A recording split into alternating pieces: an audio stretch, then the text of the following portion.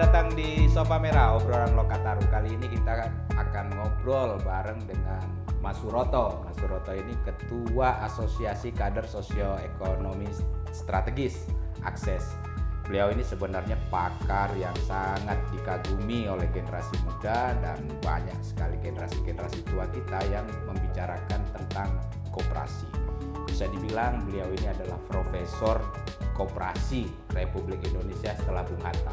Saya Bung Hatta belum profesor ya. Selamat datang. Ya, selamat datang Bang Iwan. Suroto. Gimana Bang? Wah, enak sekali ini kantor ini. Sehat-sehat ya.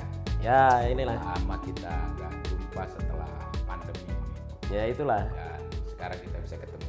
Nah, Mas Suroto, sebenarnya kan kita tahu ya sebentar lagi itu ada pertemuan G20. Banyak orang yang pesimis, pertemuan kan sudah sering berkali-kali, apa hasilnya. Tapi karena ada tema yang mengatakan bahwa pertemuan G20 kali ini itu akan membicarakan recover together, recover stronger. Nah, itu kan satu kalimat yang mengajak kita berkooperasi sebenarnya. Tapi Together. Tapi hampir seluruh pembicaraannya nampaknya meminggirkan pembicaraan koperasi. Kalaupun ada ya pembicaraan yang sisipan lah gitu ya. Nah, saya ingin mengajak Mas Suroto membicarakan soal ini. Kenapa? Karena ada satu pembicaraan yang cukup penting terkait dengan energi terbarukan. Di dalam energi terbarukan itu pemerintah kita itu jor-joran mengejar perusahaan-perusahaan besar untuk investasi di bidang energi terbarukan khususnya listrik, baterai gitu ya.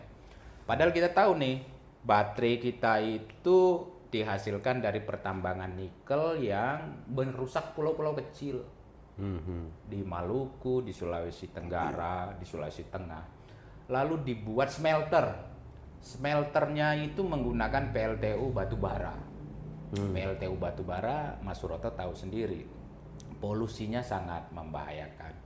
Barulah itu menjadi bahan baku nikel yang bisa jadi stainless, bisa juga jadi baja, bisa juga jadi baterai litium. Kalau kita hitung begitu itu kan hijaunya di mana itu? Bahan bakunya itu kan sangat tidak hijau ya, merusak banyak sekali. Kemudian menghasilkan baterai.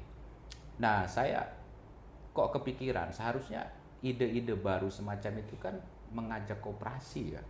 Meskipun dalam sistem ekonomi yang lama belum bicara energi terbarukan, koperasi itu terpinggirkan sekali. Apa ada satu macam masa depan kita membicarakan ekonomi hijau, kemudian juga digital dan lain sebagainya dalam wujud koperasi? Ya, Bang Iwan ya. Waduh, saya senang sekali ketemu lagi nih sejak pandemi. Jadi menarik. Jadi kebetulan Gerakan Koperasi Dunia, International Cooperative Alliance itu organisasi yang kebetulan saya juga pimpin, yaitu saya sebagai CEO di Incor Federation itu menjadi salah satu anggota dari Gerakan Koperasi Dunia. Dan kebetulan sekarang ini satu-satunya dari Indonesia organisasi nasional yang menjadi anggota dari ICA ini. Nah, kemudian kita punya tanggung jawab juga karena presidensi G20 ada di Indonesia, makanya kita ditugasi juga untuk mendorong supaya kita bisa ikut memimpin ini working group yang sebetulnya sudah menjadi concern ICA sejak lama, sejak pertemuan G20 yang tahun 2014 ya. Nah, kita itu ada sebetulnya ada di dua, yaitu bisnis sama civil society. Karena sifat koperasi ini yang menarik kan di situ. Dua hal itu. Dua hal. Jadi kita working group civil society sama bisnis itu harusnya masuk. Kita ini di Indonesia ini jadi di working group bisnis ini kita ketendang gitu. Jadi kita tidak dianggap, mungkin karena panitianya kan tidak melihat ada praktek koperasi yang bagus di Indonesia. Kan gitu ya, wajar. Itu karena nggak punya pengetahuan atau memang nggak mau? Saya kira mungkin karena nggak tahu lah gitu. Kita positive thinking aja. Kalau menyingkirkan koperasi itu peranannya sangat besar. Saya mau sebut saja yang saya katakan kalau dalam konteks bisnis itu Jerman misalnya itu 74% struktur lembaga keuangan di sana, perbankan yang apa segala macam itu 74% adalah koperasi. 74%. Sisanya itu adalah state enterprise, ownership BUMN sama swasta yang kecil itu mungkin ya semacam benchmark, ya masih ada atau ini loh wajah rentenir kayak gini tapi kecil-kecilan gitu. Oke. Nah, ini menarik ya. Ini dalam konteks aspek bisnis sebetulnya kan besar. Kalau kita bilang peranan yang lain misalnya, apalagi kaitannya sama energi tadi, Amerika Serikat itu listriknya saja itu dikelola oleh sistem koperasi. Listrik. Nah, ini public good ya.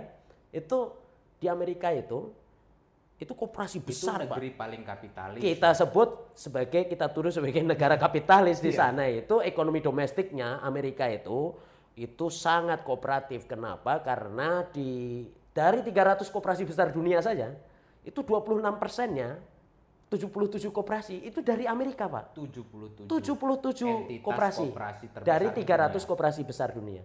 Ya, ICA Global 300 itu adalah rilis tentang 300 koperasi besar. Fortune-nya dunia koperasi. Fortune-nya dunia. Nah, itu 77-nya dari Amerika Serikat. Kalau saya sebut nih, langsung saya sebut merek, memang harus disebut. Ya. Itu misalnya Sunkist yang kita minum itu. Jus Sunkist.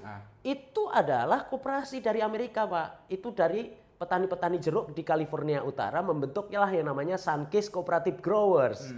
Koperasi jeruk Sunkist. Terus kemudian Ace Hardware itu juga koperasi pertukangan, iya. Dan outletnya terbesar di Indonesia lagi. Nah, terus lain-lain, listrik tadi. Kenapa mereka ketika invest ke sini tidak berbentuk koperasi? Yang salah Presiden Anda sama anggota DPR yang bikin undang-undang. Presiden Anda juga. Karena apa? Gimana itu? Di Undang-Undang Penanaman Modal disebut, jadi investasi asing wajib berbadan hukum perseroan. Wajib berbadan hukum perseroan. Tidak boleh badan hukum yang lain. Tidak boleh badan hukum koperasi. Padahal atau tadi kenapa PLN di sini tidak berwujud koperasi? Seperti di Amerika. Kalau itu karena apa? Kita mewarisi sistem kolonial ini kan. Proses transformasi menuju demokrasi ekonominya yang belum terjadi. Harusnya BUMN itu semua dikoperasikan, bukan semua diperserokan. Itu ada kata wajib. Ada wajib lagi di Undang-Undang BUMN. Kalau Abang Iwan Nurdin ini buka, itu ada kata wajib. Kalau kata wajib berarti kan dia mendiskriminasi. Jadi koperasi di Indonesia ini kenapa kok tidak populer di masyarakat, di anak-anak muda? Ya karena koperasi itu diidentikan dan dibikin supaya kerdil. Jadi dia seperti itu. Sudah gitu dibinasakan oleh pemerintah melalui pembinaan, program-program pembinaan di kementerian kecil yang namanya Kemenkop itu, Kementerian Koperasi dan Keuangan. Itu membinasakan. Membinasakan karena apa? Sesungguhnya kalau kita ngomongin tentang koperasi, ekonomi rakyat, demokrasi ekonomi ini harusnya sumber-sumber daya ekonomi besar ini ada di tangan rakyat. Yang kenyataannya justru rakyat itu sekarang ini, ya Bang Iwan Nurdin tahu lah misalnya kayak kesenjangan sosial ekonomi tinggi. Itu karena salah paradigma kita memahami konsep ekonomi rakyat ini. Nah tadi kaitannya sama misalnya krisis energi misalnya. Itu gerakan koperasi itu sebenarnya pioneering ya, misalnya untuk pengembangan energi alternatif. Nah itu di negara lain, Pak. Jadi di Indonesia, jadi kalau kita cerita koperasi, Bang Iwan, itu begini. Oke, koperasi itu sukses luar biasa, tapi kecuali di Indonesia. Intinya gitu. Jadi dari 300 koperasi besar, kita tidak menyumbang satupun. Itu kan fakta itu. Padahal ada di konstitusi ya. Ada di konstitusi. Dan kemudian kalau menurut saya, kalau Bang Iwan kan suka baca bukunya Pram mungkin ya, Pramudia ini. Itu kan kita suruh adil sejak dalam pikiran. Lah koperasi di Indonesia ini sudah dapat ketidakadilan sebelum masuk di pikiran. Kenapa? Karena sudah diaborsi sebelum masuk di otak anak-anak muda. Di kampus tidak diajarkan, di sekolah tidak diajarkan koperasi ini. Padahal ini kan temuan peradaban manusia, sistem perusahaan yang membawa dasar keadilan. Kenapa membawa dasar keadilan? Karena pendapatannya dibagi sesuai dengan proporsional sesuai dengan investasinya, sesuai dengan transaksinya. Ya. Ini kan sistem ekonomi yang adil yang harusnya menjadi topangan tadi. Kalau tadi Bang Iwan sebut G20 itu recover together, ya recover together dan recover stronger dan together itu kata kuncinya justrunya harusnya menggunakan modular koperasi ini. Benar. Krisis krisis ini, krisis lingkungan, krisis pangan, bahkan krisis politik hari ini Ukraina ini. Sebetulnya itu harusnya diselesaikan dengan cara koperasi semua. Jadi doktrin koperasi itu memang dia dulu awalnya disebut koperasi itu ingin menggantikan rezim profit oriented ke benefit oriented. Yeah. Nah, di situ Bang Iwan, kita lihat doktrin paling penting koperasi itu kan dari cooperation. Cooperation itu kerjasama. Benar. Nah, kerjasama ini apa artinya? Kerjasama itu membawa jalan perdamaian kan? Tidak enhance to cooperate. Kalau kita itu setiap hari menyuarakan rencana kerjasama, itu semua dunia damai. Kalau kapitalis sektor ini, bisnis kapitalis sektor ini kan dia mendorong supaya orang berkompetisi, bersaing. Persaingan itu ekstrimnya apa? Konflik. Nah, begitu konflik atau doktrin persaingan itu konflik yang paling ekstrim itu perang, Pak. Ya. Jadi sumber perang, sumber ini itu karena dunia ini dikelola secara, makanya kita butuh perubahan besar. Shiftingnya itu adalah dari mazhab persaingan kepada mazhab kerjasama dan membawa mazhab konflik ini kepada mazhab perdamaian. Nah, itu adalah cara koperasi dan indah sekali kalau recover together dan recover stronger itu adalah visinya visi cooperation, visi kerjasama yang sungguh-sungguh. Yes, menarik sekali bahwa itulah filosofinya ya, menjadikan koperasi sebagai alat kesejahteraan sekaligus sebenarnya alat perdamaian dunia ya. Betul. Dan itu sangat konstitusi sekali. Iya. Dan tujuan kemerdekaan kita itu menciptakan ketemu di situ dunia, adil dan makmur. Iya. Oke. Kenapa sih koperasi kita itu sampai hari ini tuh bahkan di anak-anak muda tadi dirimu bilang karena ada pendidikan, karena juga apa yang disebut dengan ketidakadilan di bidang hukum itu. Ada nggak sih sesuatu yang bisa membuat anak-anak muda itu seneng lagi tuh berkooperasi gitu di tengah pembinasaan yang semacam ini? Ada peluang nggak? Iya, pasti saya kira kita harus optimis juga bahwa world will be changing ya. Maksudnya dunia ini juga akan berubah mengarah kepada sistem rezim profit menjadi rezim benefit tadi. Rezim shareholder menjadi stakeholder ya. Terus kemudian koperasi itu kan punya cita-cita membawa misi perdamaian tadi. Nah, harapannya bagaimana? Jadi di Indonesia ini seperti yang saya sebut sebelumnya, kalau dirapikan intinya kan problemnya ada 3, Bang. Satu problem paradigma, kedua adalah problem regulasi yang tadi kan, didiskriminasi, bukan hanya didiskriminasi, bahkan dieliminasi, Bang. Lebih rendah lagi, jadi dibuang, tidak dianggap, tidak direkognisi, itu kan dieliminasi. Nah itu hampir undang-undang perekonomian kita, derajat demokrasi ekonominya itu dalam kajian pendahuluan yang saya lakukan dan secara institusi kita juga sudah melakukan rilis, itu derajat regulasi kita itu tidak demokratik dalam konteks ekonomi, dalam perspektif ekonomi. Jadi semakin menjauh dari cita-cita demokrasi ekonomi yang disebut di konstitusi tadi.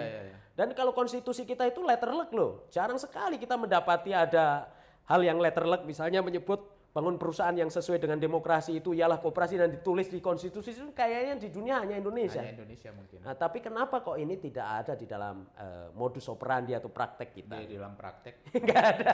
Jadi hanya dalam teori. Nah, ini masyarakat kita slogan aja. Lah terus kemudian yang ketiga itu adalah problem kebijakan. Jadi tadi kebijakannya pembinaan, regulasinya diskriminatif, paradigmanya sudah dihabisi sejak sebelum masuk pikiran. Tidak diajarkan di kampus. Ya anak-anak muda bagaimana tahu dia memilih koperasi kalau dia tidak tahu, Pak? Ya. Bahkan kabarnya membuat koperasi jauh lebih sulit dibanding membuat perusahaan. Nah itu dia. Jadi undang-undang kita kan, undang-undang sebelumnya itu undang-undang koperasi nomor 25 tahun 92, di sana disebutkan harus ngumpulin 20 orang. Sudah 20 orang tadi di konteks pemahaman kita itu koperasi itu adalah kumpulan orang-orang miskin gitu kan. Terus kemudian anak-anak muda itu suruh kumpul yang dia ingin hidupnya sejahtera di masa depan, ya dia pikir ini saya akan berkumpul sama orang menderita, ketemu sama orang menderita, ya kan gitu. Nah ini harus dibongkar betul, harus ada pembongkaran revolusi total tadi, revolusi total terhadap paradigma perkoperasian, regulasi dan kebijakan. Dan itu sebenarnya bisa kita awali dengan agenda-agenda kecil, misalnya apa? Kita judicial review undang-undang yang diskriminatif tadi. Nah, habis itu kita sodorkan kepada pemerintah. Selain kita juga perlu berpraktek, Pak. Praktek kecil harus ada best practices untuk didesiminasi. Jadi istilahnya orang Indonesia ini kan sukanya kan melihat contoh dulu kan. Contoh dulu. Nah, kalau ada contoh kecil bisa kita promosi. Sebetulnya contoh kecil-kecil itu sudah ada. Saya kan sebelum pandemi Bang Iwan itu pergi ke Kanada. Begitu saya sampai di ibu kota Kanada itu di Ottawa, itu gedung-gedung tinggi itu milik koperasi ternyata. Jadi kayak Desjardins Bank itu Bank of the Year Kanada, bank terbaik di Kanada. Bahkan di sini imajinasi pemilik gedung itu koperasi pun nggak ada. Nggak ada. Dan imajinasinya itu yang namanya koperasi itu kecil, kerdil, lemah, terus kemudian perlu dibinasakan tadi, dibina ya maksudnya. Dan maklar-maklar program pembinaan inilah yang sebetulnya menikmati keuntungan, bukan rakyat kecil.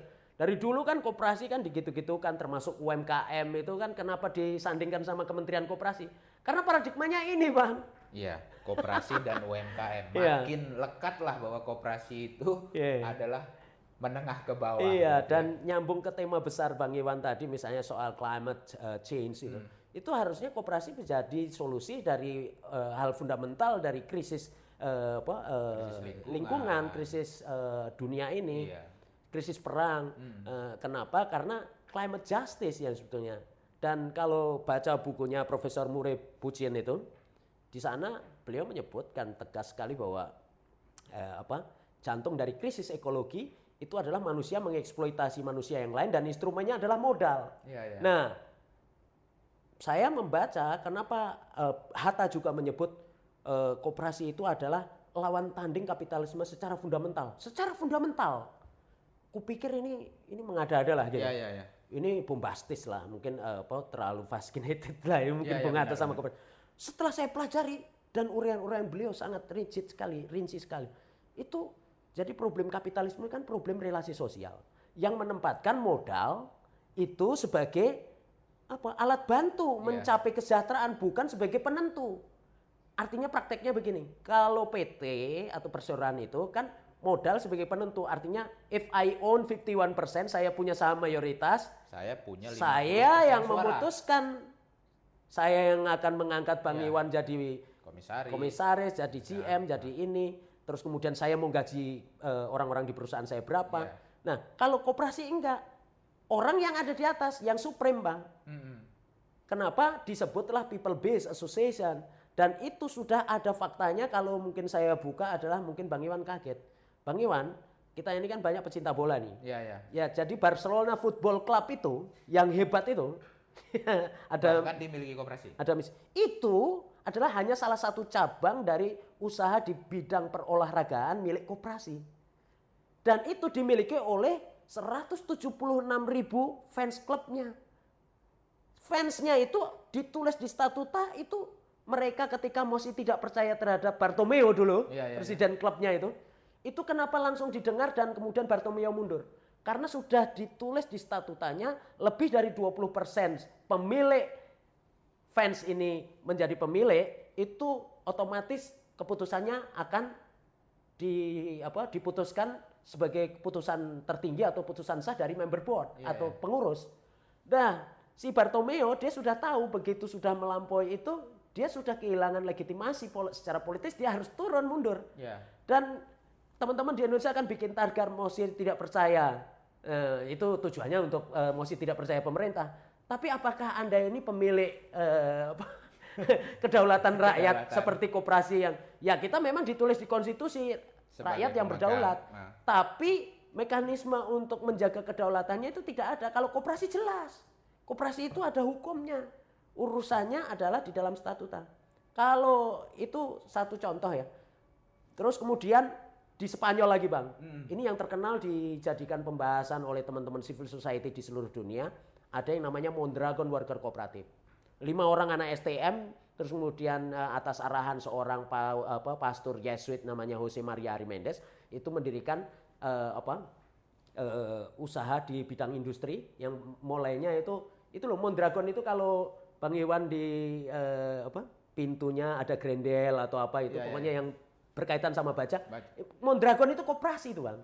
Dan itu dimiliki oleh 80.000 karyawannya dan merupakan perusahaan terbesar di Bas, negara bagian utara Spanyol ini, isinya orang-orang Katalan dia. Nah, mereka ini betul-betul mempraktekkan demokrasi di tempat kerja, Bang. Jadi, satu orang satu suara. Sehingga apa? Gaji pun presiden direktur sama yang paling bawah tidak terlalu itu dibatasin di anggaran dasar mereka atau statuta mereka hanya 6 kali lipat, Bang. Maksimal 6 kali. Maksimal. Bayangkan dengan saya cek gaji dan take home pay-nya orang BUMN kita, presiden direktur BUMN seperti BRI sama Mandiri itu. Bisa itu 1.000. Sama gaji karyawan yang terbawah yang gaji hanya UMR itu 2.200 kali lipat. 2.200 kali. 2.200 kali lipat sudah saya hitung. Saya tadi menganggap 1.000. 2.200 kali. Bayangkan, ini derajat kemanusiaannya kan langsung jatuh di situ. Ya. Nah, jadi keadilan itu akan tercapai juga Bang kalau kita menggunakan modular koperasi. Jadi changing. Imajinasi kita itu kan koperasi sepertinya simpan pinjam, lalu simpanan wajib begitu ya, simpanan sukarela, simpanan pokok, selalu demikian.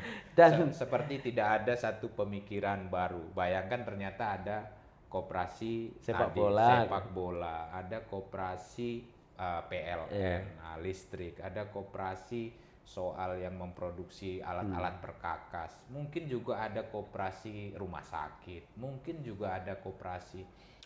Sekarang ada koperasi digital platform untuk anak muda. Ya. Itu saya sebelum pandemi persis kan saya ke Kanada itu, di sana ada di Vancouver itu anak muda kumpul para fotografer. Terus kemudian mereka itu tadinya itu ada semacam kekecewaan ketika mereka itu menjual hasil-hasil fotografinya itu ke perusahaan platform kapitalis. Langsung kemudian mereka hanya bilang, kenapa kita hanya dapat 15% dari total keuntungan yang kita hasilkan dari produksi hasil-hasil fotografi kita. Kenapa kita tidak bikin platform bersama aja? Berkumpullah mereka beberapa puluh orang, akhirnya mendirikan platform sendiri, namanya itu Stocksy misalnya. Nah itu akhirnya apa? Yang 85% justru dikembalikan kepada fotografer, yang 15% ini yang untuk biaya overhead. Kenapa misalnya media online tidak ada semacam begitu ya di Indonesia? Nah itu karena ya tadi miskin imajinasi tadi Bang. Ya. Saya berharap sebetulnya. At least para wartawan kan mungkin bisa segera. Itu. Bahkan ada konsep koperasi multi pihak dan ini bagus ini Pak Menteri Koperasi kita ini satu ini Pak Teten Mas Duki itu sudah mengeluarkan regulasi eksepsi.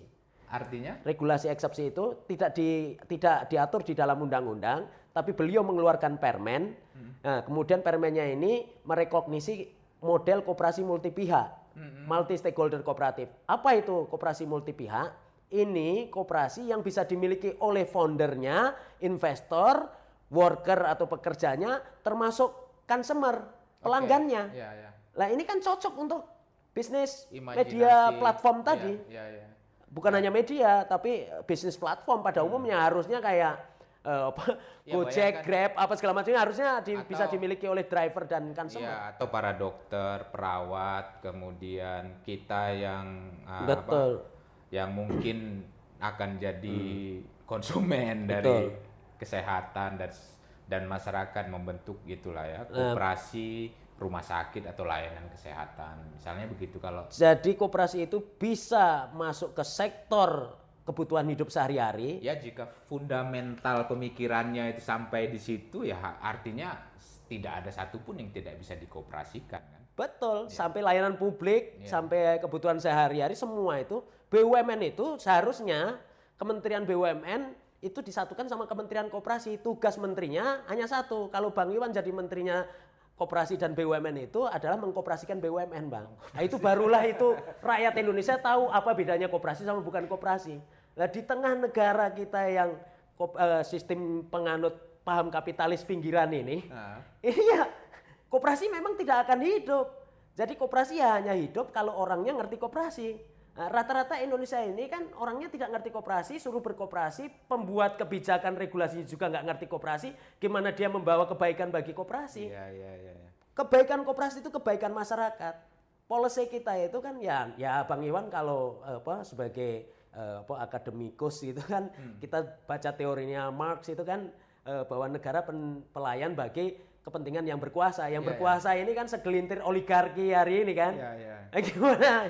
Harus ada changing, harus ada. Jadi bukan hanya era baru atau perilaku baru atau behavior baru. Kita harus menciptakan sistem baru. Pandemi ini harusnya jadi momentum perubahan yang tadi recover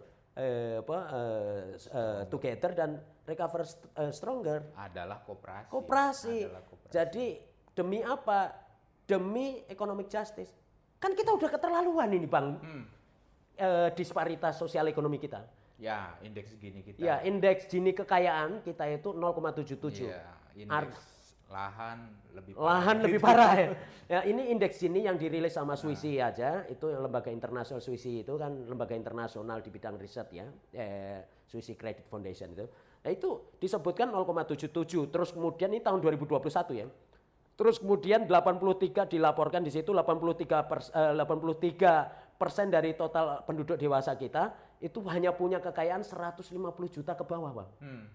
Dan rata-rata dunia 58%. Terus yang punya kekayaan di atas 1,5 miliar itu ternyata hanya 1,1%. Rata-rata dunia 10,6%. Artinya kedalaman dari kesenjangan yang kaya super kaya terlalu kaya, yang miskin rakyat banyak ini terlalu banyak. Ada lautan kemiskinan. Lautan kemiskinan dan pulau kecil kenikmatan.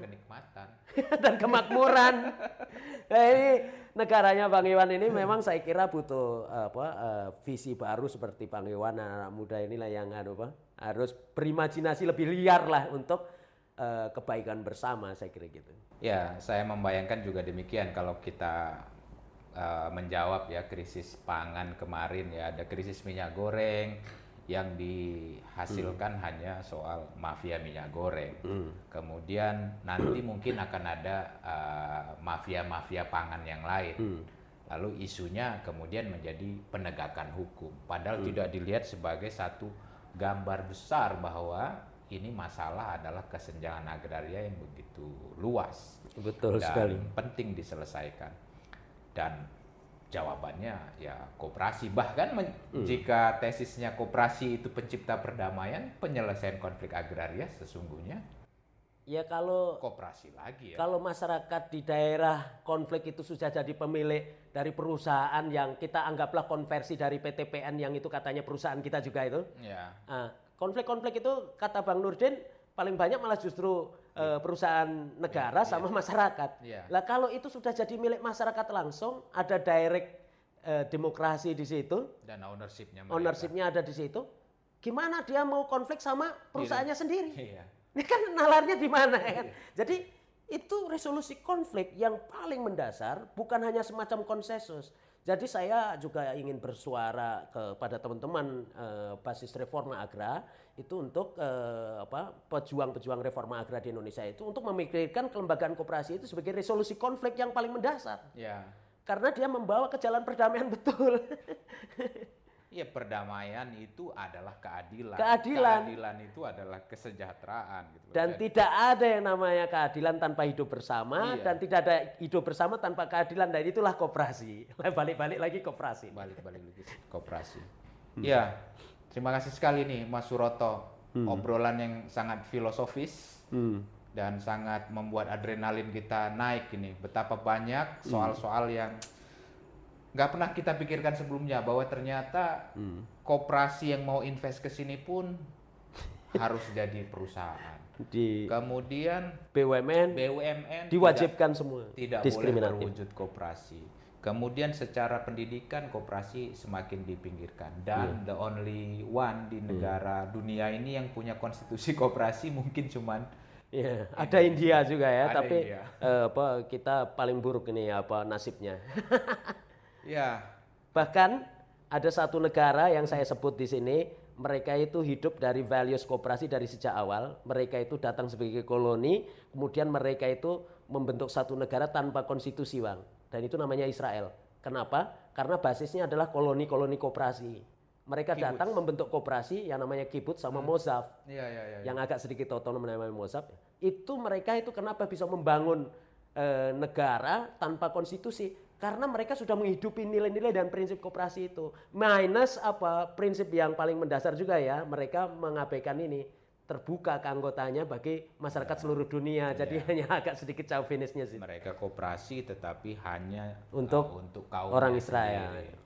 Jadi itu melanggar dari nilai-nilai koperasi. Prinsip juga. Tapi secara operasional itu bisa jadi bentuknya negara. Negeri koperasi. Yeah. Saya kira memang ada banyak PR kita, Mas Suroto, untuk memajukan ini. Apalagi ini pembicaraan G20 kita itu ternyata soal koperasi hanya jauh di pinggiran. Malah dibuang dari isu nih. Iya, pembicaraannya terlampau tinggi. Iya. Pembicaraannya terlampau tinggi soal corporate responsibility, ekonomi hijau, dan lain sebagainya. Tapi ya itu economic charitable. Dan hubungan terburuk dari sebuah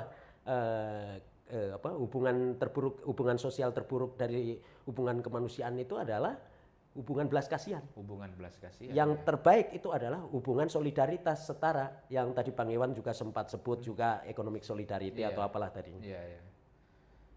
Demikian Mas Suroto, terima kasih sama-sama Bung Iwan. Oke. Kita itu makin hangat. Thank you. Dengan kedatangannya. Sukses selalu.